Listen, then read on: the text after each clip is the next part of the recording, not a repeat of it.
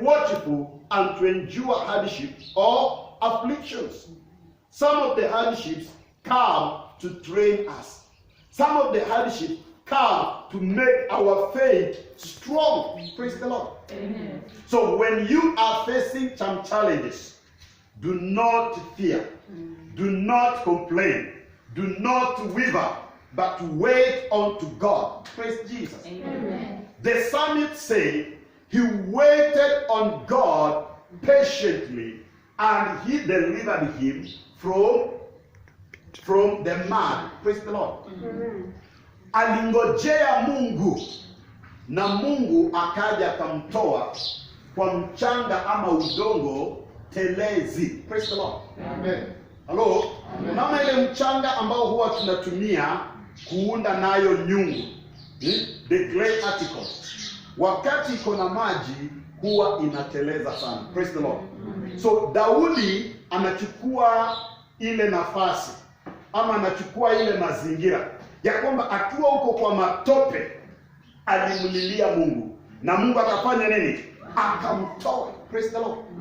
Ikiwa Mungu alimtoa Daudi katika hiyo matope, katika hiyo mchanga telezi, huyu Mungu hajabadilika, bado anaweza kukutoa pia. Praise the Lord. Amen. Ana ambaye alikuwa amekosa mtoto kwa miaka mingi, aliamua kutafuta huyu Mungu kwa kufunga na kuomba, mpaka wakati mmoja kama analilia Mungu kanisani, nabii ambaye alikuwa mahali pale ambaye ni Eli, yeye ndiye alikuwa priest wa ile nyumba. Praise the Lord. Akawa amuelewe, akakuja akamkemea, akamwambia utaendelea kulewa mpaka lini? Na yeye akasema, mtumishi wa Mungu, mimi sijalewa, ninamwaga tu haja za moyo wangu mbele zake Bwana. Hapo ndipo Eli mtumishi wa Mungu alisimama katika ofisi ya kinabii na akasema, na Mungu akupatie haja ya moyo wako. Praise the Lord. Amen. Hata hakumuombea, lakini alifanya nini? Kumtamkia. Praise the Lord. Amen. So there is power in the spoken words. Hasa kama watumishi wa Mungu, sio rahisi niombee kila mtu, lakini kuna maneno ninaweza nena, na haya maneno ukiamini yanafanya kazi katika maisha yako. Jina la Bwana litukuzwe. Amen. Number 4, you need to humble yourself before God. 1 Peter chapter 5 verse 6. Petero wa kwanza mlango wa 5 mstari wake wa 6.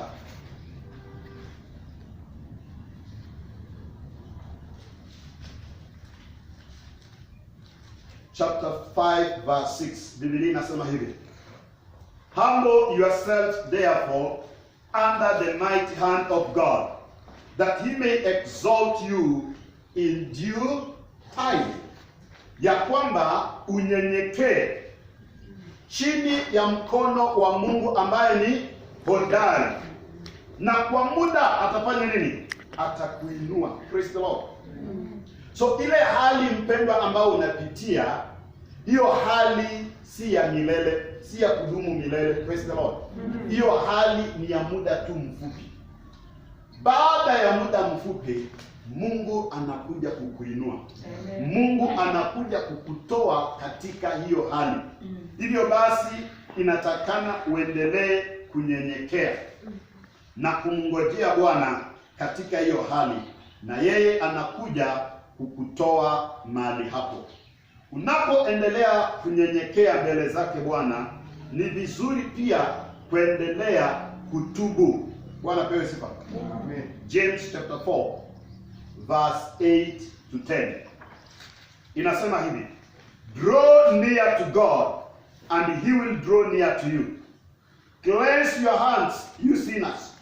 Purify your hearts, you double-minded. Be afflicted and mourn, and weep, and let your laughter be turned to mourning, and your joy to heaviness. Humble yourselves in the sight of the Lord, and he shall lift you up. Praise the Lord.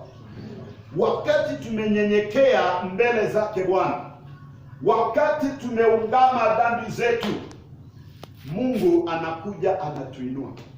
Wakati mwingine unashangaa, ni nini ninatubu? Biblia mara kwa mara inatuambia tutubu. Wahubiri wakihubiri mara kwa mara wanatuambia tutubu. Ni nini hii tunatubu kila wakati? Wanachosema. Kuna mambo ambayo wakati mwingi unakuta kwamba yanakwasa Mungu. Mambo haya wakati mwingine ni sisi tunayafanya. Mengine inafanywa na jamii zetu. Zingine zinafanywa na taifa. Praise the Lord. So kuna haja ya kuchukua hiyo nafasi na kutubu. Praise the Lord. Ukiangalia kama corruption ambayo inaendelea, sinakumba taifa lote. Wewe kama muamini usiposimama kwa pengo, utubu kwa ajili ya taifa hili, ni nani atatubu? Praise the Lord. Wewe binafsi unajua neno la Mungu. Wakati umebarikiwa, wengine wetu hata tunaokotanga pesa. Kama last Friday nilipotoka tu kwa Champions TV, hapo tu kwa stage nikakuta note ya shilingi 100 imeanguka. Praise the Lord. Lakini nikakataa kuichukua, nikasema hapa kuna mtu ameangusha pesa.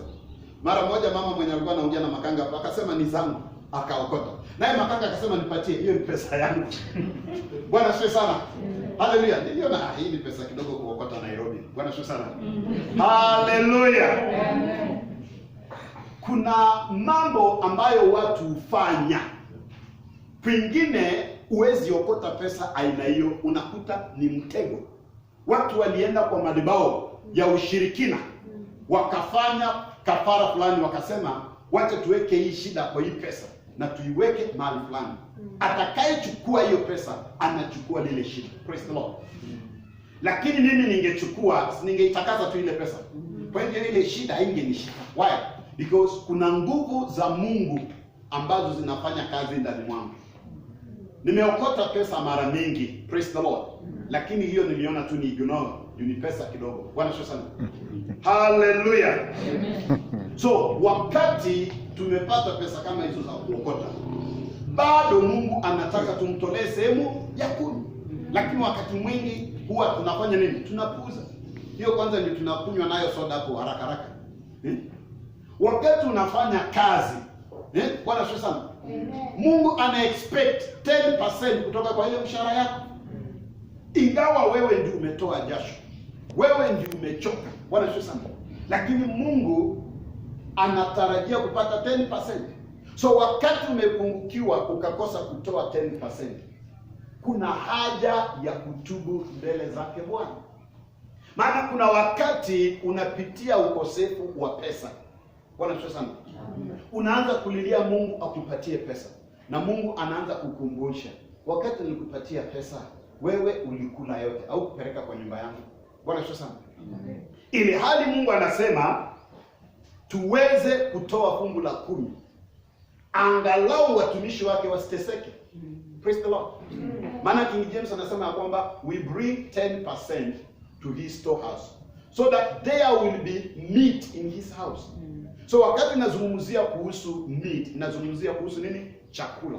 Mungu anajua katika nyumba yake kuna watenda kazi. Hello? So when we speak of repenting, there are so many things that the Spirit of God may lead you to repent about. And surely when you repent, you will see the help of God. Praise Jesus. When terrible things are happening in the nation, God expects people to repent so as to get his divine help. Praise the Lord. But when people refuse to repent, they are strong enough, they are able to fight. God steps aside and see how far they can fight. Praise the Lord. Until when they reach a level of noticing that they cannot do it on their own, that's the time they repent and they receive the help of God. Praise Jesus. Amen. So there is that need of people humbling themselves before God and repenting before him. Praise Jesus. Amen. Number 5, trusting God completely. Jeremiah chapter 17, verse 7 to 8.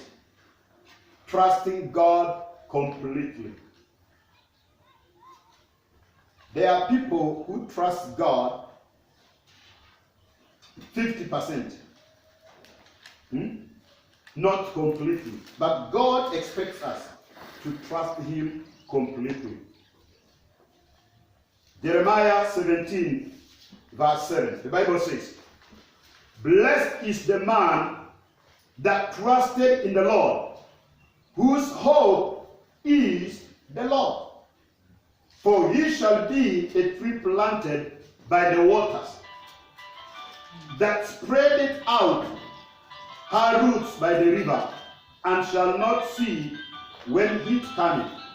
But her leaf shall be green, and shall not be careful in the year of drought, neither shall cease from yielding fruit." Praise Jesus. Biblia inanena vizuri ya kwamba amebarikiwa yule mtu ambaye anamtumainia Bwana, ambaye ameweka tumaini lake kwa Bwana Mungu Mwenyezi. Praise the Lord. Analinganishwa na mti ambao umepandwa kando ya mto ambayo hainyauki. Praise the Lord. If you are reached that level of trusting God completely, you will never be ashamed in life. Praise the Lord. Because God will be providing unto you, and God will be protecting you. Praise the Lord. You will have nothing to fear. What is your son? Paul reached a level of saying, to die is a gain unto me. He said to live is Christ and to die is gain. Praise the Lord. He did not fear death at all. What is your son? Because he knew whom he has believed in. Praise Jesus. Amen. There are people in our midst, and even those who are watching us in this service now, they have gone through hell. They have suffered a lot. They don't know where to get help. They trusted upon men for help, but they were left without help. They were embarrassed. Praise the Lord. Today I want to encourage you that you can get the help of God. Praise Jesus. Our God cares. He doesn't rejoice to see you suffering. He doesn't rejoice to see you sick. But God rejoices to see you healthy. Amen. It is the will of God to see us healthy. In fact, the Bible says, when you read the third letter of John, the Bible says that, beloved, I desire to see you prosper spiritually, socially, economically, and even, I've mentioned fiscal also. So in every area of your life, be it the issue of your health, be it the issue of your finances, be it the issue of your spirit or your soul, God wants you to prosper in every area, including your family. Praise the Lord. Amen. God wants things to be well, even in your family. So it is the will of God for you to prosper in life, in every area of your life. That's why he spoke to Isaiah 3:10. He said, tell the righteous, it shall be well with them. Say you to the righteous, that it shall be well with you, for they shall eat the fruit of their dreams. Praise Jesus. Okay. It is the will of God for us to enjoy good health, for us to enjoy good things. God desires that it may be well with you. So you can get the help of God today. Praise Jesus. So you just need to trust Him. Hallelujah. If you are watching or you are listening to us this day, I want you to call me after this service. We will pray together and you will receive the help of God. I want us to give out my number now so that you can call and I will pray with you, and you'll get the help of God. Here is my number, 0721 91 68 82. You can also talk to me through Facebook. You can check Musa Wapili, and I'll be able to communicate with you on Facebook. For those of you who are around Tika, you can visit us at Makutano, Kilimambogo. We are Christian Church International, Angaza. We are located at Makutano, Kilimambogo.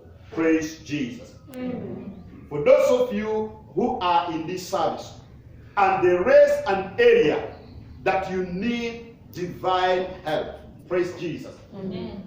Our God is an expert in providing divine help. I've seen God helping numerous people. Hello? There is a family in Magogoni. They used to sleep with the trouble. Whenever they switched off their lights, they could hear things walking over the roof of their house. So they could not sleep well.